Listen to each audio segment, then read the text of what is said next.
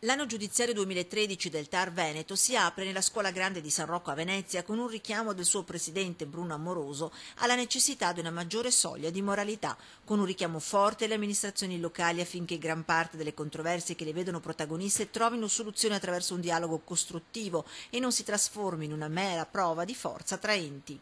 Bisogna, nell'ambito delle possibilità di flettere le norme alle esigenze del momento, tutti gli sforzi devono essere fatti. L'amministrazione deve adottare, come ho detto, una nuova scala di valori. Il riferimento in particolare riguarda i ricorsi relativi alle opere pubbliche. Nessun provvedimento in queste materie può essere immune da censure.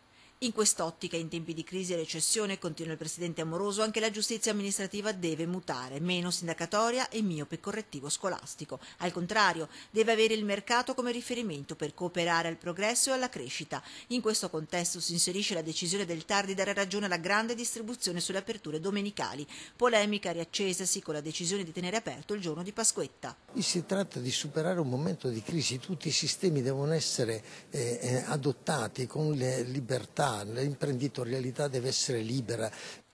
TAR, Tribunale Amministrativo Regionale, che ha registrato nel 2005 un costante calo dei ricorsi, dovuto peraltro non ad un, diciamo così, miglior stato di salute, ma piuttosto agli aumentati costi chiesti dalla giustizia amministrativa, a danno peraltro del cittadino utente e in particolare anche la crisi economica stessa. Di fronte a tutto ciò è quanto mai necessaria, conclude Amoroso, una maggiore flessibilità negli stessi giudizi emessi dal giudice amministrativo.